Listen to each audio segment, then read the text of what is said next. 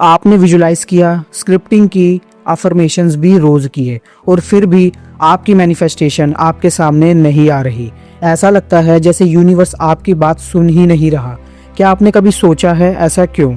आज के इस वीडियो में हम बात करेंगे उन हिडन रीजंस की जो आपकी मैनिफेस्टेशन को डिले कर रहे हैं और जिनके बारे में ज़्यादा लोग बात नहीं करते।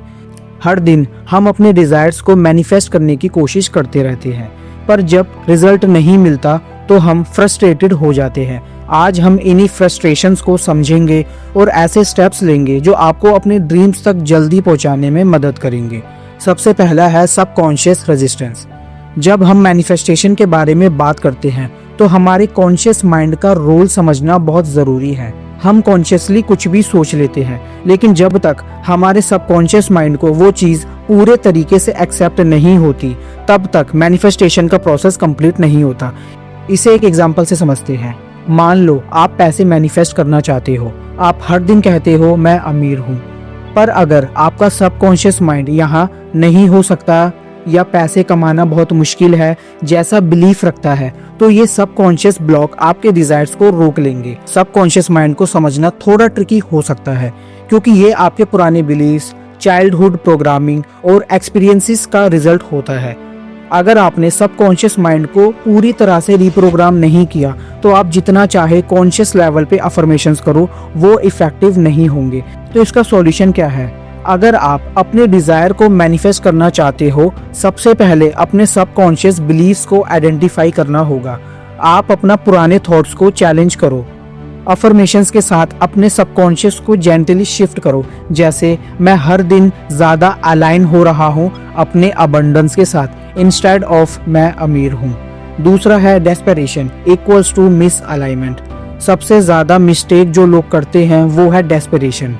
जब आप अपने डिज़ायर को बहुत ज़्यादा चाहते हो तो आप अपने एनर्जी को नीडीनेस और फियर के साथ अलाइन कर लेते हो।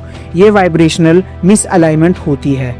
यूनिवर्स सिर्फ वो एनर्जी एक्सेप्ट करता है जो आप उसे भेजते हो। अगर आप डेस्परेट हो तो आपका वाइब्रेशन लो हो जाता है। इसे एक एग्जांपल से समझते हैं। एक लड़का अपने ड्रीम जॉब को मैनिफेस्ट कर रहा था। हर दिन वो अफर्मेशंस करता था, लेकिन अंदर से उसके पास एक कांस्टेंट फियर था। अगर मुझे ये जॉब नहीं मिली तो उसके माइंड में हमेशा डाउट था। ये फियर उसकी वाइब्रेशन को लो कर रहा था। उसने अपने इमोशनल स्टेट को थोड़ा बेटर किया, ज़्यादा रिलैक्स्ड और कॉन्फिडेंट फील किया। रिजल्ट, उसकी मैनिफेस्टेशन तुरंत होने लगी। सॉल्यूशन इसका ये है, आपको अपने डिजायर्स को अलाउ करना होगा। जब आप किसी चीज़ को बहुत ज़्यादा चाहते हो तो उसका मतलब होता है आपके अंदर कोई डाउट या फियर है। अपने डिजायर्स को लाइटली लेने का ट्राई करो। जब आप ट्रूली ट्रस्ट करते हो कि आप डिजर्व करते हो तो वो चीज़ अपने आप आपके पास आ जाती है ऑटोमेटिकली।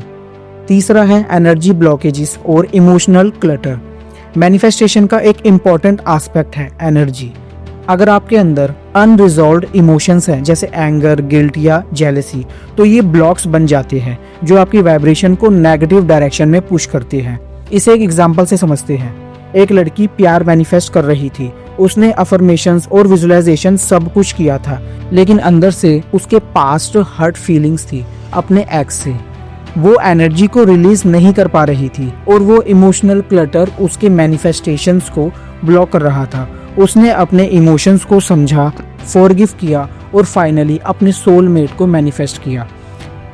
अपने इमोशंस को आइडेंटिफाई करो और उन्हें हील करो। एनर्जी क्लियरिंग करना बहुत जरूरी है। तुम्हें अपने अंदर से ओल्ड बैगेज को रिलीज करना होगा। अपने इमोशनल स्टेट को क्लियर रखो जो तुम्हारे एनर्जी फील्ड को हाई वाइब्रेशनल स्टेट में रखेगा। इसके लिए एक प्रैक्टिकल टिप देता हूँ।